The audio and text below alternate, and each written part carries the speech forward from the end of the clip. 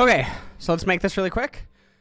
All right, so this, so this will probably end up being on the Clips channel or something. Okay, so this is game one of the playoffs match to decide which team is going to go on to face Gen G in order to, go to MSI out of Korea. So this is KT on the blue side versus Hanwha Life on the right side.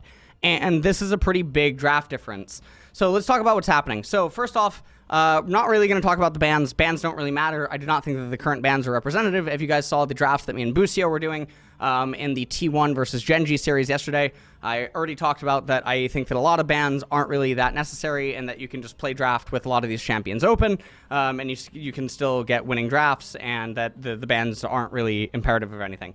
I think that there's only a few champions that are maybe worthwhile of being banned, and then other than that, it just depends on, like, maybe team tendencies and stuff. But anyways, B1 Zeri, losing line. Okay, so I've talked about B1 Zeri a lot for the last month and a half, being a losing line. It fits into a lot of team compositions, but the problem is that Zeri, in her current situation, has a theme, and that theme is vulnerable to certain things. Now, we'll see what, obviously, Hanwha Life ends up opting into. So what Hanwha Life ends up doing is they go for, ooh, okay. So Hanwha Life ends up opting into Vi and Rakan R1, R2. Really bad. Why? Because Rakan only has one mode. Rakan has his mode to go in. Now, he can do the disengage mode just like Wukong, right? It's on the lower side of his spectrum that he can be like a disruptor inside of teamfights. The other thing is that Vi only has one theme. She only has one mode. She is not a flex pick champion, which means that HLE has already developed a draft identity. Now, knowing this, and it's passed back over to KT, now Hanwha Life are behind in the draft because it's a lot harder to play out R3, R4, R5 than it is to now play out B2, B3, B4, B5. Now, how this is happening on Red is a complete fucking disaster, and it makes literally no sense how this is happening at the pro level as we are, 4 months into competitive splits, and apparently we can't do very basic R1, R2s at this point. So, we move on, and then Lulu and Viego comes in. Now let's talk about why the Rakan is bad. The Rakan, I think, always signifies that Xayah is coming. And when you know that Xayah is coming, Xayah in a vacuum versus the Zeri can be good depending on the support matchup because both of them are going to be the build-around archetype. Now, when Xayah gets the build-around archetype, you can delay the support pick, and in the event that they pick the Lulu, which is the standard go-to for the Zeri champion, you can then get more upside by either getting access to Soraka or you get Sona. This is a very standard counter. That can end up happening. Now, the only way that this starts getting a little bit wonky is if they start utilizing flexes of Lulu, moving her to mid or top lane, and then a bot lane pick comes in, such as like Blitzcrank or some other type of kill support, then we're starting to really draft. Pro play is not yet even at the initial phase, so talking about the utilization of flex picks in realization to the fact that you just got pile driven in the middle of the draft early on is not something that is going to come to fruition, I think, for a while. So the Rakan is really bad in this regard. This should just be Xayah, because if it's Xayah here and Rakan is not yet picked, you see this rotation, then you get access to something like Sona, or you get access to something like Soraka. Both of these are way more winning lines. You also even get access to Seraphine if this is something you would want to do. All of these are superior lines. They don't give up anything. They are not committed as difficult or as much to the theme as a Rakan. Rakan is definitely much deeper into the red spectrum or the all-in aggro zoo-type fucking theme than a Xayah and a Vi is going to be. Xayah can follow up on Engage to a certain extent, even though that's not her theme. She's actually not consistent with Vi's theme. They are there is polarity between what they want to do, but at least this would allow them to salvage the draft better if they go for the Xayah on the R2 instead of going for the Rakan on R2 and then picking Xayah on R3. So at this point, when Xayah ends up getting picked on R3, this is really weird. You picked a Vi because you want to go in, you picked a Rakan because you want to go in, but now you pick the champion that can go in, but is predominantly known for actually being an anti-engaged champion and a champion that wants to get kited into. Sure, she does have laning prowess, and she also has the ability to follow up on the all-in, and she does scale, but why did you do it like this when you could have just reversed the pick order and then gotten a better support than the Rakan? Doesn't make any sense, especially because we saw the laning phase mostly was a byproduct of aiming, actually just turbo running it, and not anything that had to do with the Xayah Rakan in a vacuum. And so for result-based Andes, you guys are clowns, and that's exactly how that works. Anyways, so we've already established the lane matchup. Now, at this point of the draft, the Viego is vacuum answering the theme of the Rakan and the Vi. Rakan and Vi are wanting to go in. Viego gets really excited, perhaps even more so than, the idea of reuniting with Isolde, okay, or whatever his wife is, at the thought of being hard engaged on. The Lulu is now going to also be very effective against the Vi and the Rakan. Let's talk about some other punishes that maybe could have existed in a situation like this. So in order to maybe play around something like this, if you think that the Rakan is maybe going to come in, something that you could end up doing is you could do like Morgana on B2B3. Now, this would require you not to pick the Viego necessarily, unless you're willing to play the Morgana in mid lane or something, but you could retain Morgana Flex support. Now, let's say that Lulu is going to get picked anyway in response to the Rakan. Then the Morgana is still a fine pick because Morgana jungle or Morgana mid or Morgana top lane. Morgana top lane only against certain tanks. Can she end up getting away with just endlessly shoving the wave and then just pretty much doing nothing? Now, everyone has forgotten about Morgana, and I'm going to show you that everyone has forgotten about Morgana because nothing has happened to her. She is a completely viable champion right now, and no one chooses to play her, and it is for reasons unknown. Morgana is a lot better with the changes that ended up happening in preseason in 13. Morgana has had no changes actually happen to her. She was picked last year. She is basically one of the very famous counters to Vi inside of the jungle because Vi never has an R target anymore. In addition to this, she also vacuum answers the Rakan, and it doesn't make any sense. Good luck trying to engage on any of the carries and the developments that are going to come on B4, B5 when the Black Shield is going to be ever present, as well as the Morgana Q and the Morgana R is just going to make this very, very, very difficult for the enemy team.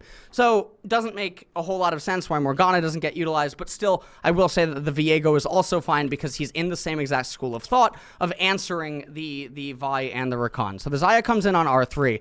Now at this point, when Xayah comes in on R3, you got to be thinking that, okay, the champions that are going to beat us are basically lockdown champions, really good terrain control champions, really good like battle mage champions, things that are very good at fighting in the middle of it all. So you're starting to think about things like Ryze to a certain extent. You're thinking about Malzahar. You're thinking about Viego. Viego is a jungler. You're thinking about Veigar, sorry. Thinking about Veigar. You're thinking about Malzahar. You're thinking about Ryze. You're thinking about Swain. Swain would be another one that would completely flap his feathers and get excited at the thought of a threesome with these two birds of Xayah and Rakan.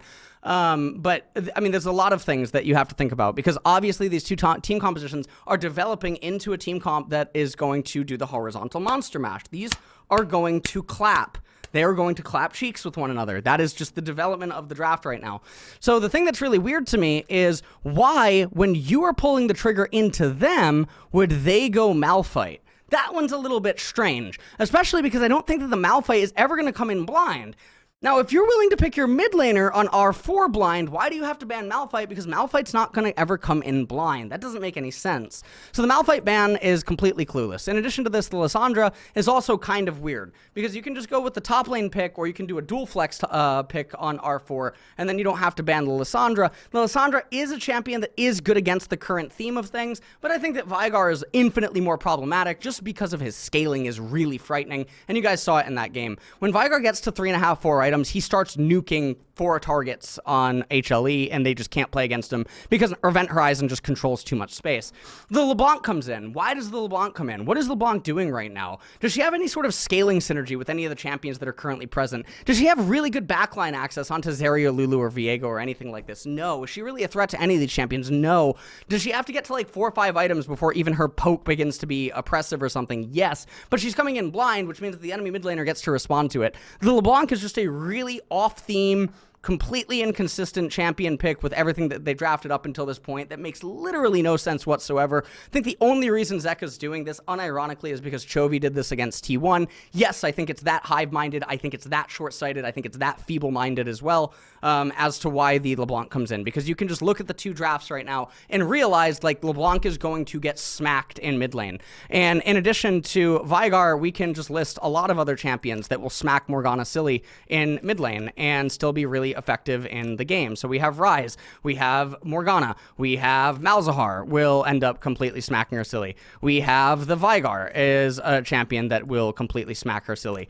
You have Aurelion Sol is just going to be really good in a team comp like this, because how do you engage onto Aurelion Sol in a team composition like this? I would even argue that you even have Cassiopeia in a team composition like this, because even if Gragas comes in on R5, it doesn't really matter because Gragas is too off theme with the remainder of the champion picks. There is too many options that exist on B4 and B5 that make it near impossible. Even Swain is going to completely, again, flap his feathers to the idea that you're going to poke him as LeBlanc with all the HP that he is going to have and how much value he's going to have in a fight. Who's getting Grievous wounds this game if Swain's in here? You're going to have Vigo, you can have Vigo Chempunk and then press R on Swain. Yeah, that's a really easy way to lose the fight.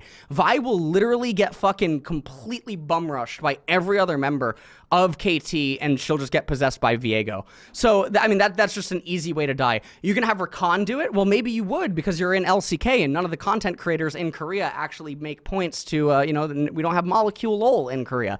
And so a lot of people don't know the way that Oblivion Orb and the way that Chemtech Putrefier actually works on enchanters. So maybe you have Rakan do it, but even then, Rakan's only going to probably get 1 affliction on the Swain, maybe 2 if you're lucky, and Swain's going to heal for the remainder of the fight. Are you going to have Xayah go Mortal Reminder? No, because she's your build-around champion. Are you going to have LeBlanc end up going Morellonomicon? That's probably your best bet, but again, now she also has to go Leandries. Leandries isn't super bad. Zeri builds HP. She has the shield bow. Lulu will probably end up building, at this point, maybe like Redemption plus Shurelya's. I guess she has a little bit of HP, and then the Swain has a lot of HP. So she can go Leandries and then Oblivion Orb, but then again, why are we picking LeBlanc if we're also having to itemize list, but now also LeBlanc has to mark the Swain. So it just feels really bad. So, I mean, I can keep listing other mid laners that just really show how bad the LeBlanc pick is here, and it doesn't make any sense. I would also even argue there is not enough CC in this team composition to a point where Kassadin could even end up getting picked. And that would be totally fine, because there's no way to really hold Kassadin down in this team composition. So now we move on. So Veigar comes in, and he is just Gandalf the White here. Gandalf the Grey, Gandalf the White, whatever you want to call him. This is literally him arriving at Helm's Deep. 4 champions just vacuum answered by Veigar. Veigar threatening more scaling, and already KT have more scaling than Hanwha Life, and the team composition, just imagine the way that the team fights end up actually taking place. Because as it stands right now, a lot of the lanes are stable, jungle matchup actually favors KT, and now Veigar has a pretty easy free way to coast towards Third Dragon. You saw in that game that even though Life got miracle flanks off so many times over and over and over, those flanks were really unnatural. Those flanks could have actually been prevented by chance almost in a way if you looked at how some of them happened and the way that the vision was skirted around. What a fine line Life had to actually walk in order to get those off, and they still weren't enough inside of the team comps. And then the Scion comes in blind. Now, the Scion, at this point, the Scion's sort of like whatever, because if you go a magic damage champion in this game, you're never killing Veigar, you're never killing Viego, you're never killing Scion. So you have to choose, but you also don't want to choose a physical damage champion, because then Scion just gets to stack permanent armor, and then your LeBlanc's not doing anything anyway, because LeBlanc is going to have to build Merc Treads this game, most likely, just because of the Viego, or the Viego, the Polymorph on Lulu, the Veigar, etc. And if she doesn't do that, then she's probably ended up building utility. She's not doing so much. So what kind of options do you actually have in a game like this? You would need a champion that has a lot of high tenacity. You have to go to R5. You have to have something that's going to be good against the Scion. And a lot of champions that are going to be really good against the Scion here are just not going to be able to be pickable on R5 because of the makeup of all the other champions that have been picked up until this point. You're not going to, now they end up picking Gragas. Now I don't think that Gragas is particularly good. Would they pick like Darius? Would they try to pick Darius and just all in on the Darius? I don't think that that's necessarily an option. One of the things that maybe they could do is try to play Corki, but then again, why did you draft R1, R2, R3 the way that you did if you were just going to go Corki, and then why did you go LeBlanc on R4? Could you end up going Aurelion Sol or something on R5 against the Scion in top lane? This is actually a pretty free farming lane for Aurelion Sol. He will scale up, but then again, why do we have LeBlanc on R4? It just shows the inconsistency inside of the draft. I do think that there's other champions that can be picked. The LeBlanc is definitely causing problems for a lot of those champions to be picked, and I think this whole situation is just a little bit unfortunate. Now, I do think that you could pick like other well, I don't think that you can pick Zilean, because you're only going to have a 1 damage threat, and Zilean doesn't have actually enough value with the LeBlanc and everything else being on the team. So it's a really difficult pick to get here inside of this game. A lot of remaining options are just not super ideal because, again, it's very inconsistent with the team composition. If you end up going Mordekaiser, the question ends up becoming, again, why did you pick LeBlanc? Even though you have the QSS tax, you could pull Viego out of the fight, you could pull Vigar out of the fight, you could pull, Zeri out of the fight or something like that. That might be helpful, that might be beneficial. But again, it all goes back to the improper drafting order of Hanwha Life. And they played phenomenally in the game. They legitimately did. They really, really played very, very, very well. And unfortunately, KT were just able to run away with it. All right, so this is game 3 of Hanwha Life versus KT. KT are on the red side, Hanwha Life on blue. So again, we will talk about all the standard drafted elements. So let me lower music a little bit. Music might be a little bit loud. Okay, so B1 Zeri, talked about this a million times. It's a losing line. Just because Zeri, again, she only plays in certain themes. She is not a versus all AD carry anymore after all of the changes that she ended up receiving. She's also significantly harmed when she's not paired with an enchanter. This is another really big problem, but again, it's because of all the changes that Zeri has faced over the years. I've talked about B1 Zeri many, many, many times over. Now, on the flip side, they go Wukong and they go Draven. Two champions that are somewhat in theme with one another. And the Draven is vacuum answering the Zeri. Draven also outscales the Zeri in a lot of cases. Like if you have lots of different team compositions that are actually formed, Draven will overtake Zeri at 4 items. Because eventually, like we even saw this game, Draven eventually dishes out so much damage against such a wide variety of champions. It's very difficult for Zeri to contend with that, even if she has an enchanter. But typically, Zeri, on even footing at 1, 2, and 3 items, is stronger than Draven. As well as with the components building into those items, she's going to be stronger than Draven. She is not stronger during the laning phase than Draven. And so there is that edge and opportunity for Draven to get ahead, as well as the stacking and, compiling of Executioner, takedown stacks, etc. on his R. Okay, so in that regard, there is a theme identity. Now, the Wukong is not super great because the Draven is not a longer range champion than the Zeri. The Wukong would be more acceptable if that wasn't a Draven and instead it would be a Jinx. Because then Wukong can activate the archetype that he offers, which is the disengage with his Cyclone and the ability to peel and protect more. The fact that Draven is having to go forward and go in, unlike the Jinx or unlike some other marksman, etc., means that Wukong's theme is somewhat locked into the engagey archetype, which means that Zeri, as the build-around champion for Hanwha Life, can actually still do something inside of the draft. I'm sorry if I sound like I'm out of breath. I have been walking, this treadmill is like doing stuff. Okay, so now we move on in the draft. So, your build around is Zeri, Wukong, and Draven. Draven forces that Wukong goes in to the Zeri. And so because of this, now what you do is you draft Protect. Now, I really like the B2, the Maokai. I think this is actually really smart, and I think the Tristana is also fine. The Tristana, in theory, is going to be able to be retained flex between mid and top lane. And I think that's really good, and they should definitely hold that flex as we go into the next, ban phase and stuff.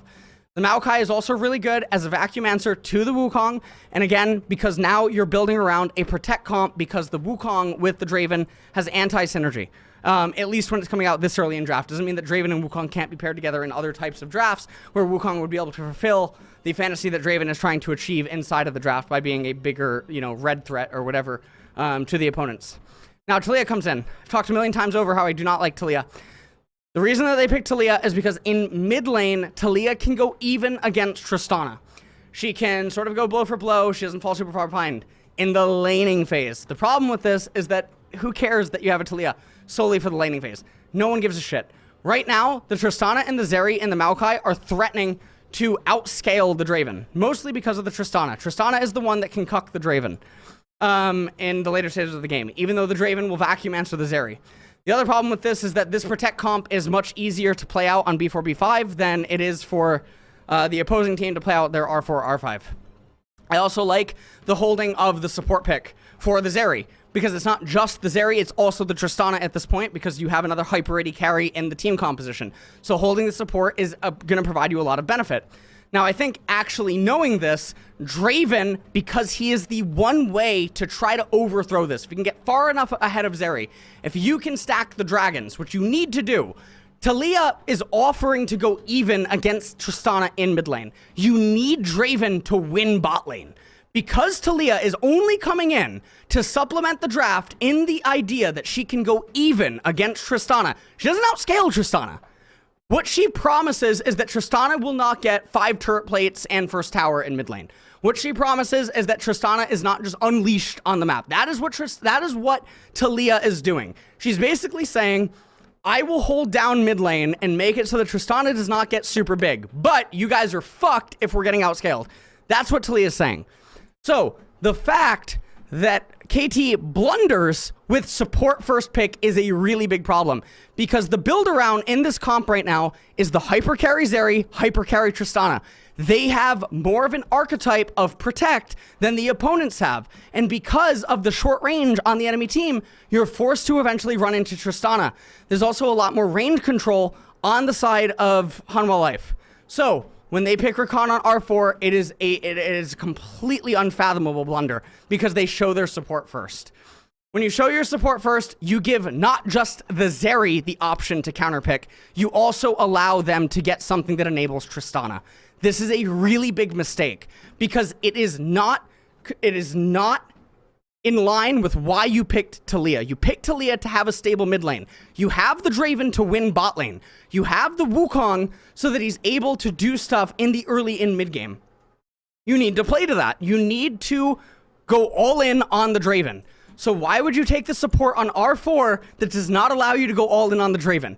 You have to allow your top laner to get counterpicked. You have to put him on an island, because the only way that you're going to win this is with dragon stacking. So the R4 Rakan is a total blunder. It has to just be a top lane champion here. And that's where one of the first really big mistakes go. So I think in a spot like this, the other problem though is that a lot of tanks that you would like to take blind, such as like Sion, or taking a tank like Gragas, or these types of champions. The issue here is that the enemy has double hyper. And you guys have heard me talk about all split long, even last year. You also saw it on Cloud9. Double Enchanter, Enchanter support, and Enchanter mid or top lane is really brutal versus like tank engage type team compositions. So if the Sion or the Gragas would come in, I would just immediately advise that there be an Enchanter picked in top lane. And I think that like that's something that you could do. Now, as the draft plays out, they go Rakan. It's a massive blunder.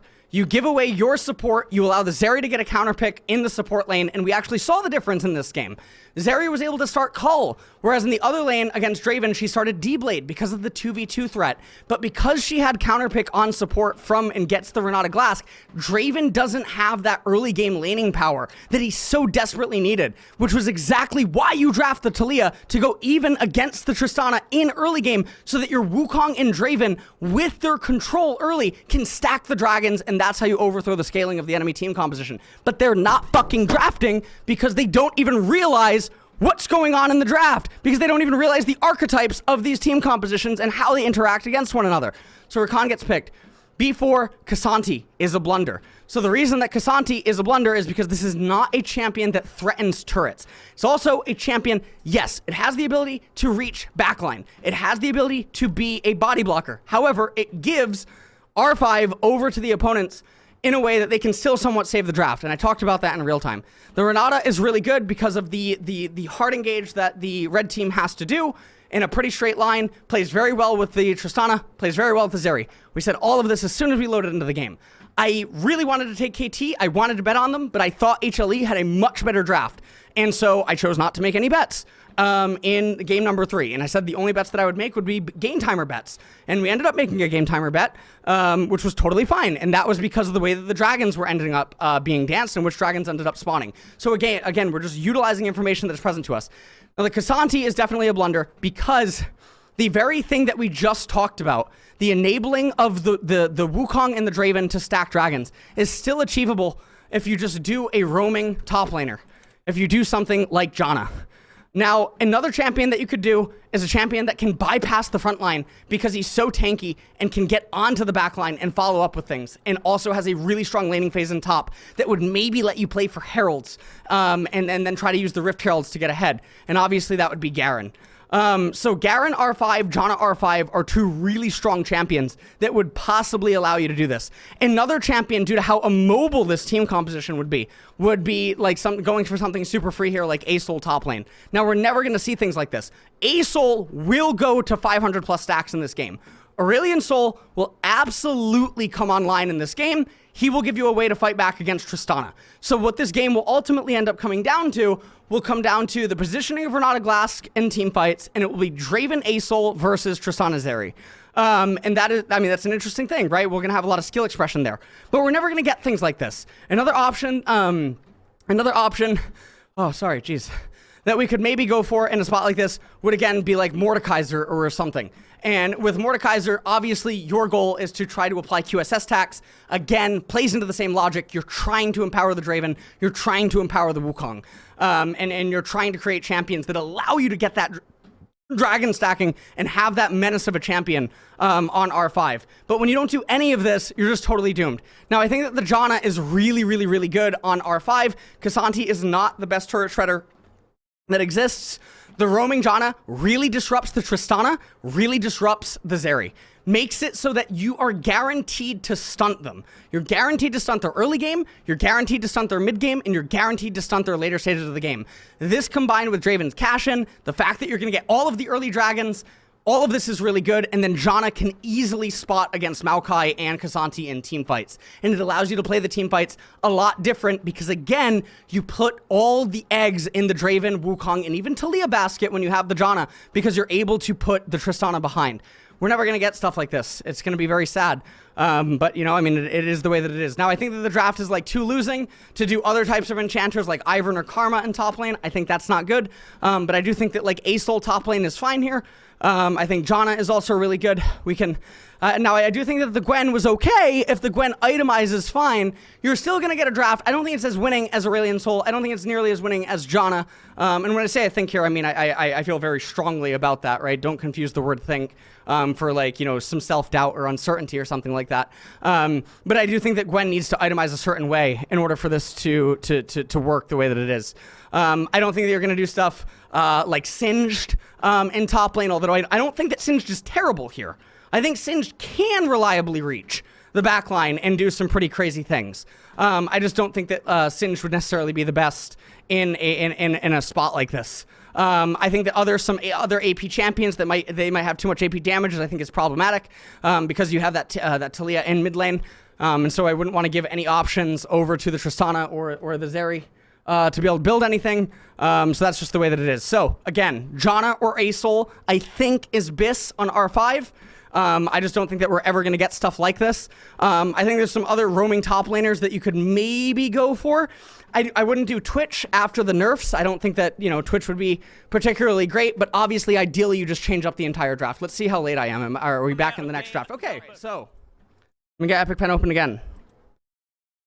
Okay, final Draft Kingdom. So I think that we did 3 out of 4 of today's series games between KT and Hanwha Life. Yet again, KT with a pile drive on Hanwha Life in the draft phase because pro teams can't draft. All right, cool. So let's talk about this. So they open with B1 Rakan, losing line. So we've already talked about B1 Rakan, we've talked about B1 Zeri, we've talked about a bunch of B1 champions, okay? B1 fundamentally has to be either a multi-role champion, right? Multi-flex, right? Able to go multiple different roles, etc. Or it has to be able to play against a wide range of themes, or it has to be capable of doing multiple themes itself. Generally, that is a B1 champion. Otherwise, you set yourself up to get layered by red side in draft from the get-go. None of this stuff is super important because teams are not going to be doing these types of things or factoring these types of things in. So let's just continue to develop into the draft. So B1 Rakan comes in. Now, this means that you could maybe take the Xayah because otherwise you know that Xayah is coming in. What does HLE do? They go Zeri and they go Vi. So they have now committed themselves to a short-range, hard-engaged team composition. Their theme is now known. They must commit to it. This is already a losing line. This is a super losing line. So basically, if there was a meter like that was, you know, drawing like who was ahead or whatever in draft, red side would have been really ahead after B1 Rakan, and then after this, it would swing massively into blue side because Rakan, even though he is an engaged champion, we did talk about in one of the previous Draft Kingdoms that we just did, he does have the ability to offer disruption, but Zeri and Vi are so heavily committed here that Rakan also, you know, does the alley-oop, the setup for the Xayah to come in, etc. And so we know this is going to be coming in. Viego, vacuum answer to the Vi, just really, really, really good. Guaranteed that he's probably going to be able to get possessions because of the champions that Vi is going to be accompanied with. In most cases, it does not play against Viego's theme very well. And then the Xayah comes in as an answer to hard engage and short range from the opponents. So great, KT very far ahead in the draft right now. We head to R3. They pick Ahri. Why do you pick Ahri as a no-theme, mosquito, useless dumpster truck champion in mid lane to further hard engage onto Xayah, Rakan, and Viego as if you're going to do anything? Why are you continuing to try to go in? Now, I can respect it. You want to stay on theme. You want to choose a champion that is going to be somewhat on theme, and you want to try to, pick something off, and you want to go that way. But you know what? I think that you need to let the draft develop more. I think your mid laner needs to have a lot more importance in this game, and I think that you just need to develop right now top and support, because one, the enemy bot lane's already known. Just to get your bot lane out of the way. You have no build around theme anymore because your build around is just being vacuum answered by the opponents. So your build around doesn't matter. You're not waiting to develop the draft so that you get Zeri some really big edge. You're not waiting for, something else to come in. Now, what they could have maybe done is they themselves could have done Veigar on R3. The problem with doing Veigar on 3 is that, yes, you make Veigar sort of go along for the ride with his event horizon. You sort of make him come along as a pick comp, but the way that the enemy team is drafted, they could still pivot into like some sort of poke and disengage on B4, B5, which would be able to play against Veigar's theme. So Veigar on R3 would maybe be a lot better for Hanwha Life, but they don't do that. They pick Ahri, one of the worst champions that they can definitely pick. Ahri is not a counter to Veigar. Ahri doesn't counter anything, in fact. She is literally the Gnar of mid lane. She is a stat pad champion that looks very hard to lose mid lane with. She's very useless. She's a mosquito. Her itemization path is just really pathetic. If you actually look at the context of Ahri in a lot of the games, you'll realize like what is actually going on with her inside of like champion strength and value that she contributes to the team composition. Okay, we move on. Now, they ban the Lissandra. Now, the Lissandra is a little bit weird. It's perceived as a vacuum answer to the Ahri, and also Lissandra has the ability to resist Vi. Sure. Veigar is way better at everything that is going on here, so I don't understand why Veigar doesn't get banned. Renekton gets banned is almost, it's a parody in itself. Why would they ever take Renekton when you are hard engaging into them and all that they want to do is pick tanks? Because one, they have Viego possession, which is outscaling your jungler massively, and then their AD carry is outscaling your AD carry because of the nature of the two team compositions right now. Why would they ever take Renekton as a defensive, defensive lineman to protect them instead of any other tank in the game? Makes no sense. The Renata Glask and the Sylas also doesn't make a whole lot of sense because this team is not the beatdown. KT are not the beatdown, so Renata does not make a whole lot of sense. The Sylas ban, I think, is actually a foreshadowing of the Malphite. That's what I think it is. I don't think there's any other logic to the Sylas. Now, I think if the enemy would pick Sylas on R4, they just lose. But obviously what this means is that they want to take Malphite blind. Now, we're going to be able to talk about why Malphite blind is not the end of the world here. So Zilean comes in on R4. Now, I don't think that the Zilean is going to be a flex up to top lane. Now, they're having a Zilean, but what is Zilean's real value here?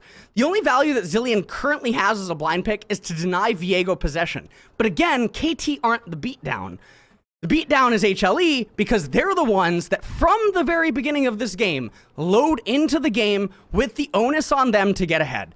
Their bot lane needs to get ahead. Their jungler needs to get ahead. Their mid lane needs to get ahead. On even footing, their champions, pound for pound, are not as strong as the opponents. They opted into this face up, and it doesn't make sense because they're on red side, because they can't draft.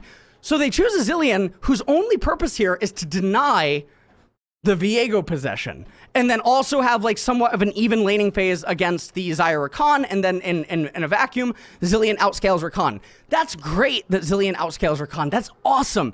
When you add in all the other cards, okay, to the equation, you look at the big picture, Zilean does not outscale Rakan in the context of this game because Zilean doesn't have enough value because there's still 2 picks remain to be unseen, and the Zilean is never going to be a flex pick. And you're never going to choose any AD support to go with Zeri. So they take the Zilean. Now the Veigar comes in on B4. Now, I tweeted out after game 1 that there was a lot of other champions that could have came in. Now, I think that like Malzahar can't come in specifically because of the Ahri. I also think that Aurelion Sol is probably just worse than Veigar in this spot. I do think that Cassiopeia can still be picked. I don't think that Cassiopeia is going to have a problem by any means. I think like Anivia could be picked in a spot like this. So I think like Anivia is fine. I think that Cassiopeia is fine for sure. But I still think that Veigar is probably just one of the nuts in this spot because he completely just silences all of these champions and tells them to shut up and go next game.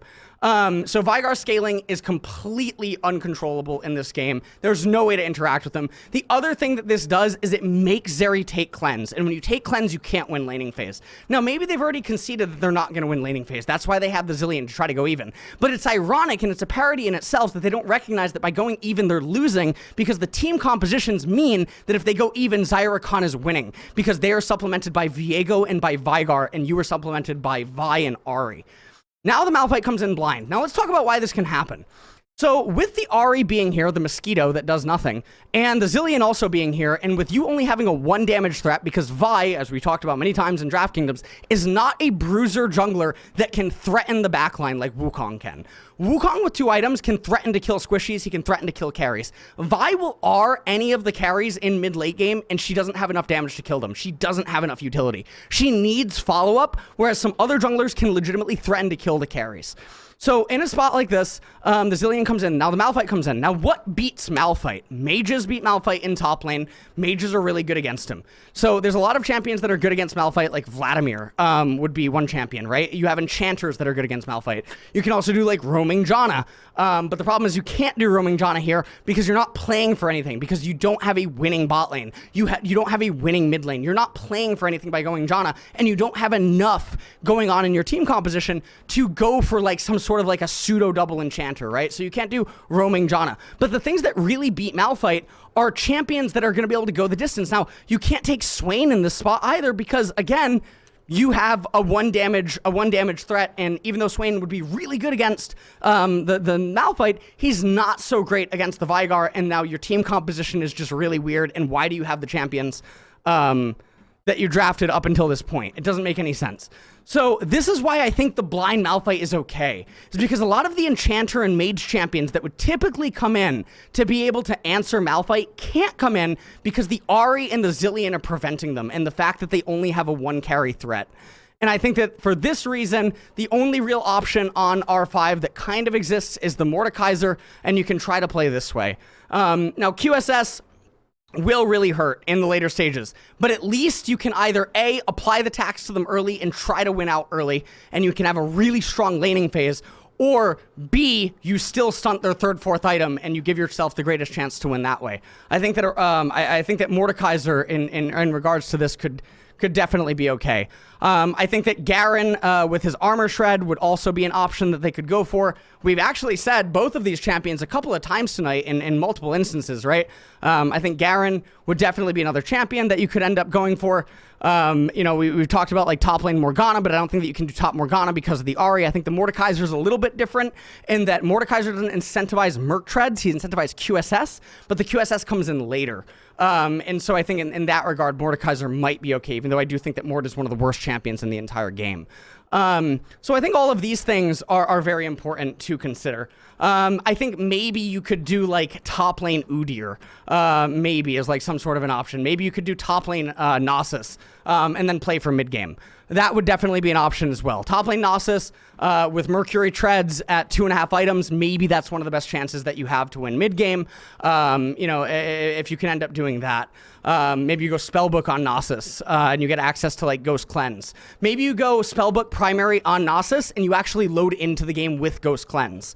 That would be an option, and then you can Spellbook Tech Flash or something like that. Maybe that would be an option to get past some of the stuff that the opponents have. There is a lot of CC for Nasus in the way later stages of the game, but I think he would have enough of a free time that he could come online. I think Mundo in a situation like this is maybe also an option, but it's not particularly one of the best. But anyways, for me to fix the draft on either side, we'd have to fundamentally change up all of the early rotations to make things a lot better, because I think that, you know, in LCK here, we're not even getting through R2 without one team just making, like, you know, full-on committals to certain archetypes and themes and stuff like that. Not that that's always particularly bad, but there has to be a really, really good reason to it. That's pretty much it. Now, again, for a lot of people in comment sections on YouTube, winning draft does not mean that you outright win the game, okay? Aces loses to Ace King a percentage of the time, okay? In trading card games, even with AI-assisted software, a supercomputer will still lose in certain matchups because of maybe certain RNG. of like deck draws or something, right? If the decks just play against each other enough times, a certain number of situations will end up occurring with certain board states, certain draws, etc., where even though one deck matchup is very favored, it still can't win.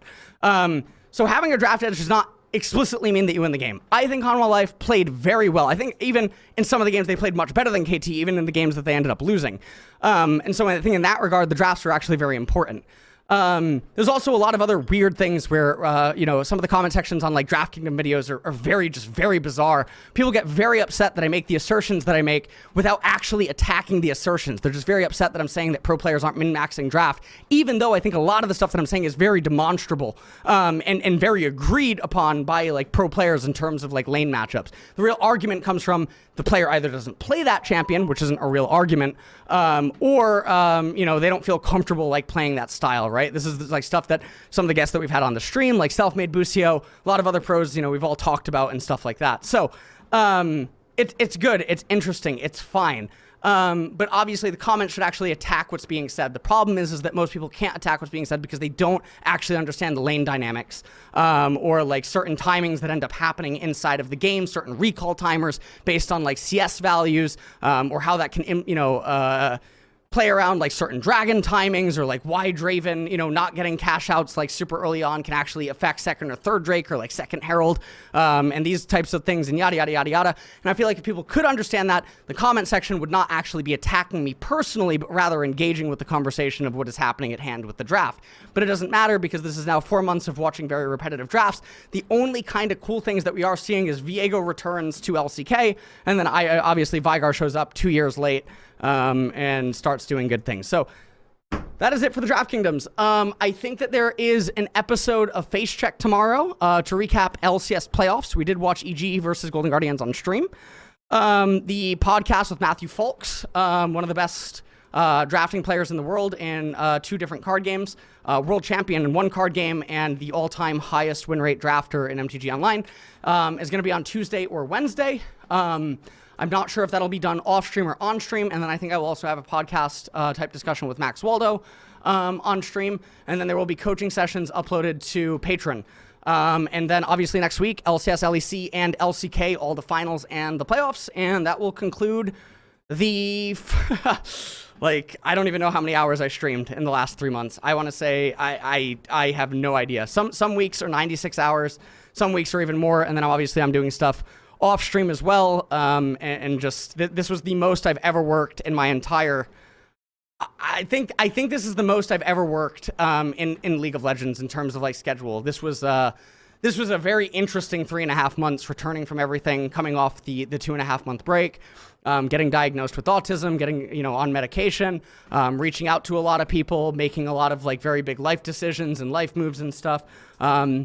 And then when I make the video later on this week about the experiment that I did the last 5-6 weeks here on Twitch, you guys will finally realize something that was going on. But yeah, that's gonna do it for this week. Happy April, and I will see you guys all for Face Check, and then the podcast if it's streamed. And otherwise, I'll be back next week. I definitely need a break.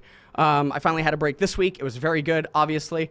But yeah, that's pretty much it. Might go live later with Karibo. Karibo's coming, the big Samoyed, the dog. You guys know Karibo. So Karibo's coming here later. Might be a stream with Karibo. Not totally sure yet. Maybe a random stream with Karibo at some point in the week. He's 40 kilograms. He's an absolute tank. Okay, he's a fully fed volley bear. So that'll be very fun when Karibo's here. So he's visiting, and I think that's it. So hope you guys enjoyed the Draft Kingdoms. Thank you guys, and I will see you all later. Bye-bye.